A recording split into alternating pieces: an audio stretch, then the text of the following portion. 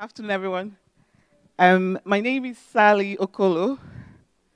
Um, Usually, this stuff people ask me questions, and I like what they call these things, like a fireside chat. So I'll ask myself a question. I do speak to myself in first person, so if I do, I'm not crazy. I'm just, putting my mind. So I'm a qualified lawyer. Um, Post qualification, I've been in predominantly the oil and gas industry for 21 years. And 11 of the last 11 has been with Baker Hughes in different roles. So currently, I've got two roles actually. I am the leadership lawyer for I sit on the leadership team for one of the businesses we have, or product line, the SPC, pressure control business. And I'm also a senior legal counsel for the SP, and as you've heard that a lot today as well. So I'm a mom of two, and had a bit of faff this morning because my little one was, so we had to do, it's like, sorry, I came in late.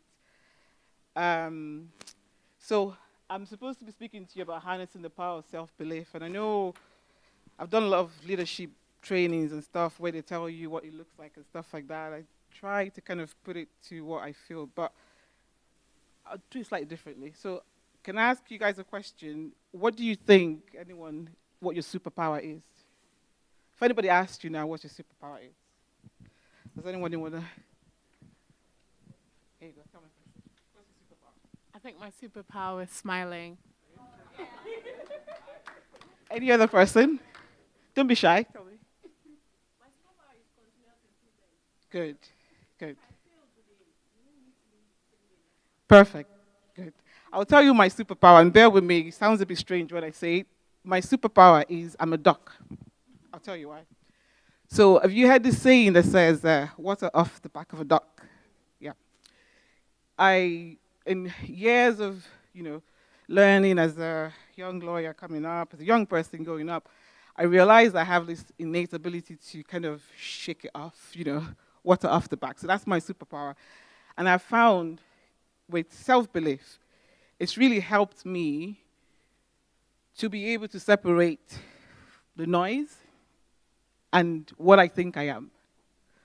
So I will give an example. Look, I know you're trying to apply for the first time. I have applied for roles before, I've been turned down. It happens. Even within my business, I've decided I want to move to another role. And yeah, between you and somebody else, it's just somebody else and things like that.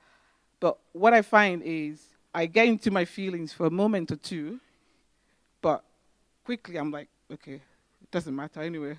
What's the next thing? So for me, that's what's always helped me in getting above all of that stuff, because things will happen. It's how you deal with it. And you heard quite a few people talking about how you learn from your experience, how you failure. Someone talked about failure, and how do you learn from failure.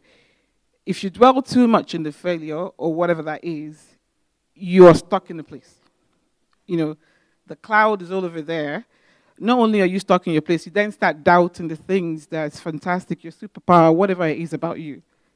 So for me, when I get into circumstances, I remember my superpower, which is, well, just shake it off. Your superpower, you might be having an argument with somebody and, you're just smiling. The person, it just makes the whole place kind of go away. But if you always remember to go back to that thing that made you you, you'd be surprised how much you can move on to something else or think of, or be more objective about what's happening around you. Like, you're looking at it and thinking, okay, this has happened. In the example I gave where, I wasn't the candidate for the role, yes, I was like, oh, disappointed because I wanted the role. But I thought about it and thought, okay, do you know, what was the reason? I went back and asked the person, what's the reason why? And it was something as simple as, I want a US qualified lawyer. I'm not a US qualified lawyer, so that's fine. But I could have sat in my place and thought, oh my God, I'm not good enough for this job, or I'm not. But then after that, what did I do? I went back to my current role, and in my view, I'm a superstar in my current role anyway. So I'm like, I'm going to go back and continue being a superstar in my current role.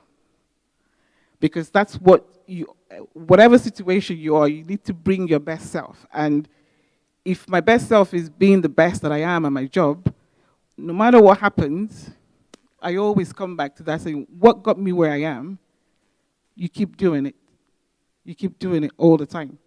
So I know, you apply, you put things in the CV on the website, and people don't reply back and all of that stuff. It's just a moment. And after the moment, then you come back and decide, what do I want to do next? Is there something else I should be doing better about myself? I think we've had interviews today. We're going to give you back some feedback. I would say take those feedback and think, what can I improve? But never forgetting that for you to be where you are now, there's something fantastic about you. There's a superpower. You have it. Or if you don't have it, try and remember, figure out what it is. Because every time I go into situations, I just go back to my superpower thinking.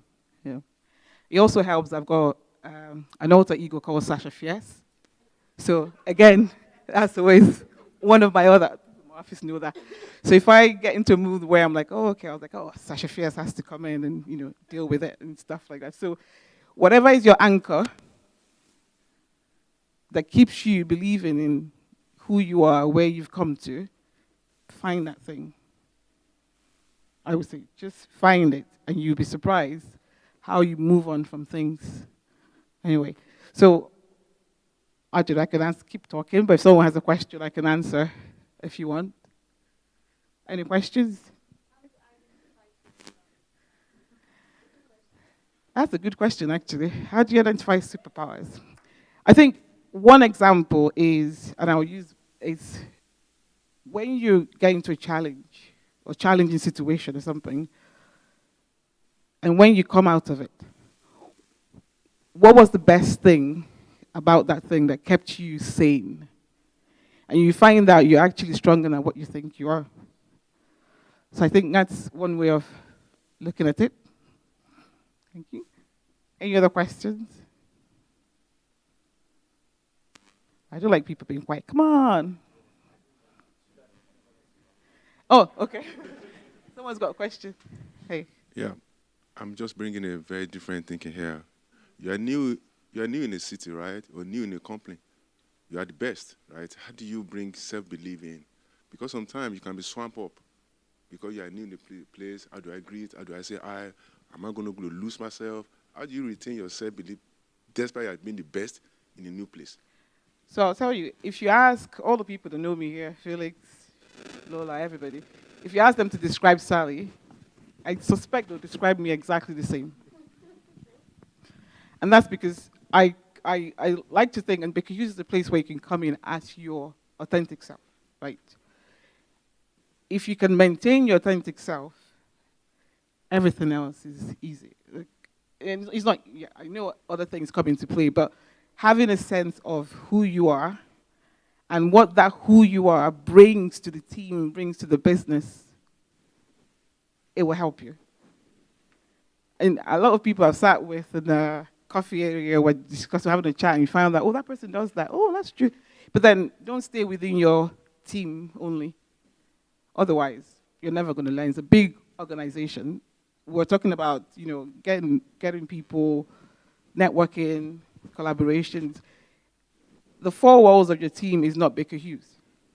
Baker Hughes is everywhere. So it can be the ELGs, Ben, whatever that is. You meet different people. Sometimes we do like corporate games. Tata was there, corporate games, Sultan was there. And you met lots of people you've never met ever. You will never be able to meet in your teams or everywhere.